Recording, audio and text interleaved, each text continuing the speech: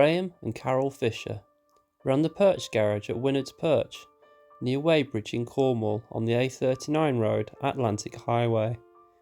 The married couple had owned the garage and car repair centre for about 20 years and were well known and highly respected. It was reported by those who knew them that the couple rarely left their home because they were concerned that they might be burgled. On the evening of the 5th of November 2003, Graham and Carol had a business meeting with another couple, which ended around 6:40 p.m. This was the last time the couple would be seen alive.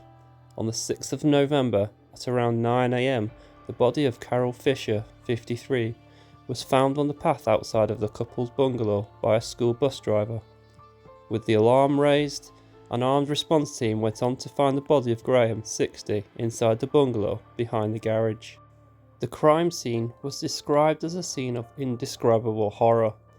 The dining room table was set for an evening meal, the television was on, and dinner was burnt inside of the oven. On the floor of the kitchen, Graham was found dead from 3 gunshot wounds.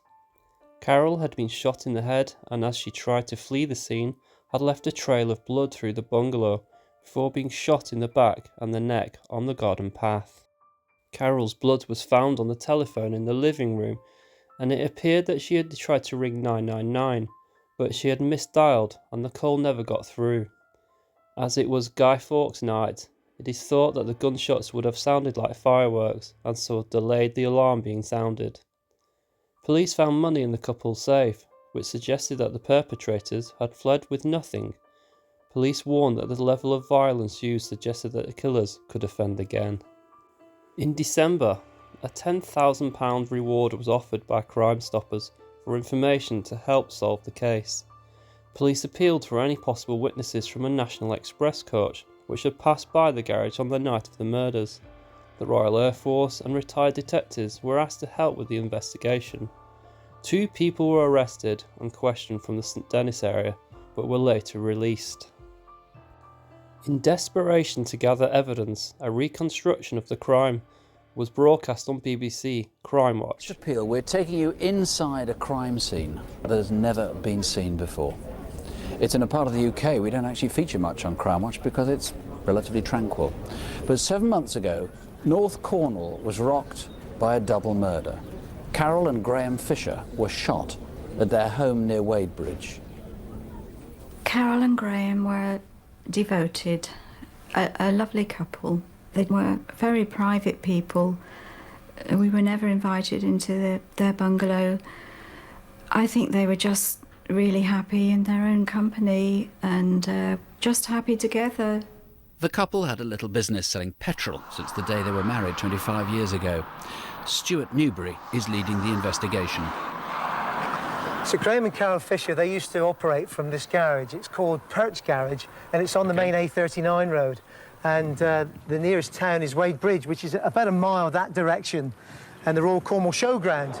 And then in the other direction, we are off to Newquay. As you can see, it's all boarded up, but on the night of the 5th of November, the garage would have been operating normally.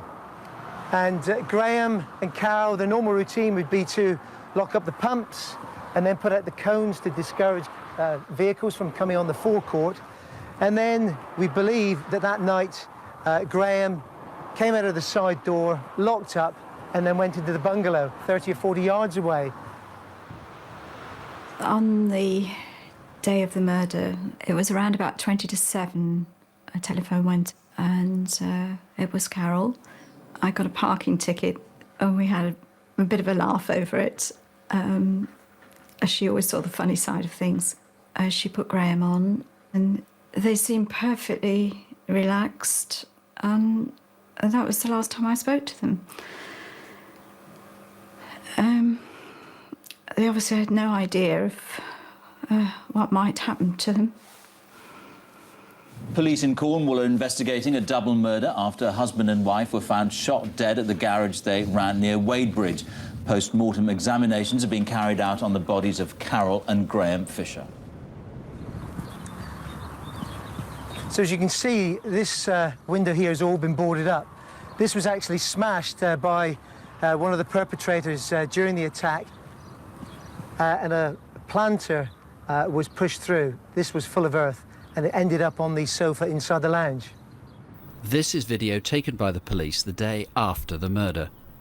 They've released it tonight for the first time in the hope that it might prompt someone's conscience.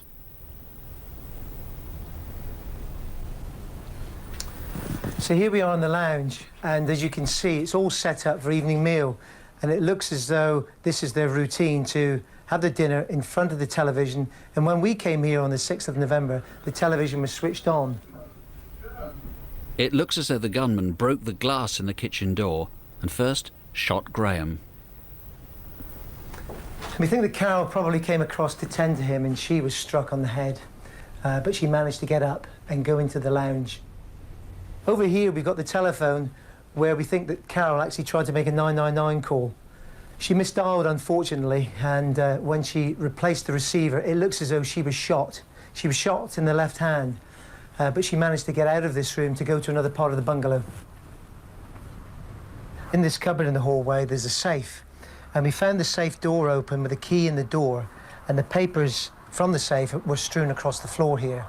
Also in the safe, there was about £2,000, quite evident but untouched. Carol was running for her life, but as she made her way to the porch door, she was shot in the back. Even so, she managed to stagger towards the main road. This is where Carol was found. It looks as though she'd come along this path and probably stumbled and fallen, and she'd actually been shot here in the neck by the gunman.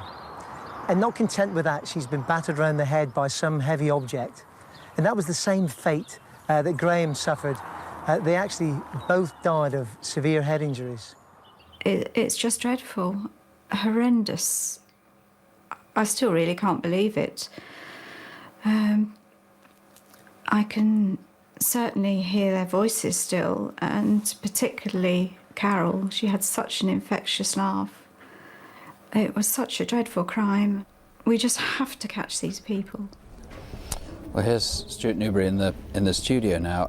It's almost a cliche to say a community is rocked by a murder, but in this case, 7 months on, the whole area is still in shock about this. It really did shock Cornwall. The brutality involved in this case is horrified everyone. And we're so careful on Crime Watch when we can be to try and reassure people, because we focus so many crimes into this single hour. Actually, the level of brutality, the callousness of this is actually very frightening. These men are still at large. They not only shot them again and again, they went on and battered them. Sure, it was almost overkill. So we've got people who are, almost psychopathic in the way that they behave. Family or friends, if they've got an idea who they are, presumably won't want to be living with someone like that. You never know. Well, what I'm hoping is that the sort of people we'll reach tonight may have information which directly leads us to the offenders.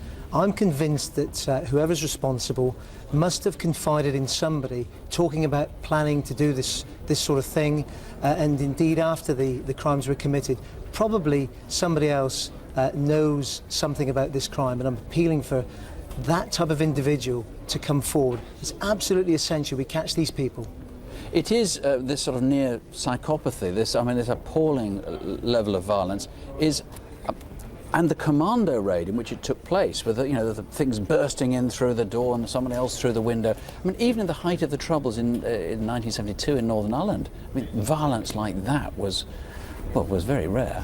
It's hard to imagine what Mr. and Mrs. Fisher endured that night.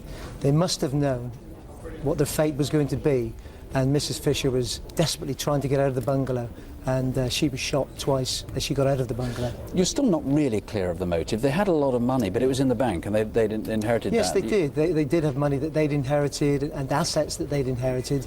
But what we don't know is what they may have had in the bungalow that perhaps was stolen. There was cash actually left in the safe that was untouched, which we're really intrigued about. And curiously, they left 2 guns behind. There was a proper shotgun licence at the cottage. Yes, there was. The guns are stored so the stocks are kept separately from the barrels. Yes. They'd left the barrels and taken the stocks. The stocks were taken, which is another mystery. They were found 3 days later. They'd been stuffed into a hedge about a mile away from the scene. So that's a complete mystery. and very, very hard to explain why anybody would do that. There is a reward on this for £10,000, but the main thing is to try and catch these people before they do something like this again. It's a very, very unusual crime anywhere in the United Kingdom, let alone in Cornwall. Police, however, were no closer to any answers until 2 shotguns were found buried on the beach in Western Supermare, over 130 miles away from the site of the murders. The guns were consistent with those used in the murders and were soon linked to the defendants by fingerprints and DNA evidence. The owners of the guns were found to be Robert and Lee Firkins. On the 18th of December 2003, the brothers had robbed a B&Q hardware store in Taunton, Somerset. The following day, Lee Firkins was involved in an armed robbery at a petrol station at Fradden in Cornwall, during which time he had fired a double-barrelled shotgun at the wall. In late 2005, the murder trial began of Robert and Lee Firkins. Although the pair would claim that they were simply in Cornwall at the time of the murders to buy cannabis, an inmate claimed in court that Robert Firkins had admitted the murders while on remand. The stepbrother, Craig Mack, told the court that Lee Firkins had acted out an armed robbery before. Despite mounting evidence against the brothers, they maintained throughout the trial that they were not guilty of the murders of Graham and Carol Fisher. They admitted to the unrelated offences, but have always denied the killings. The prosecution claimed that the brothers had been high on crack cocaine the night of the killings, and that the murders were as a result of a robbery gone wrong. Robert and Lee Firkins were found guilty to the murders, and both were sentenced to life in prison, with a minimum term to serve of 26 years. The brothers continued to maintain their innocence and they appealed their sentence in 2008, but this was rejected by 3 judges at London's Court of Appeal. In 2013, it was reported that the key witness in the case had been jailed for being hired as the hitman and carrying out a murder. In 2015, a review into the case was launched by the Criminal Cases Review Commission. In 2017, it was reported that advancement in DNA testing could be used as evidence. No physical evidence was found to link the brothers to the scene. In 2018, Lee Firkins was sentenced for a triple assault while he was incarcerated at Broadmoor Hospital. The brothers were once again granted an appeal in 2020, which was unsuccessful, and in 2022, Roberts was sentenced to a further 2 years for throwing excrement over a prison officer. Firkins' defence teams launched a new appeal in June 2023. They claim to have new expert opinion which now shows that the key prisoner witness suffers from a lifelong disorder which makes him constantly unreliable, and argued that it was dangerous to rely on the testimony of the man. It was also alleged that Graham Fisher had revealed in a conversation decades earlier that should he ever be murdered, it would be someone close to him. His friend said he actually forecast what might happen in the future. He had started to tell us why. He had moved from Kent to Cornwall and said, "In fact, if anyone murders me in the future, it's likely to be..." And then the conversation was stopped by his mother. She said, "Don't tell him because then he will be involved." The friend stated that he informed police about his conversation with Graham, but that nothing much happened. Devon and Cornwall police said that the statement did not contain a specific reference as to who the killer might be.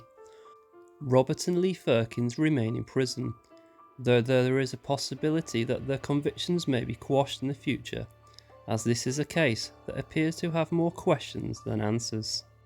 After Graham and Carol's deaths, the Perch Garage was put up for sale in 2006, and in 2007 the site was cleared for redevelopment.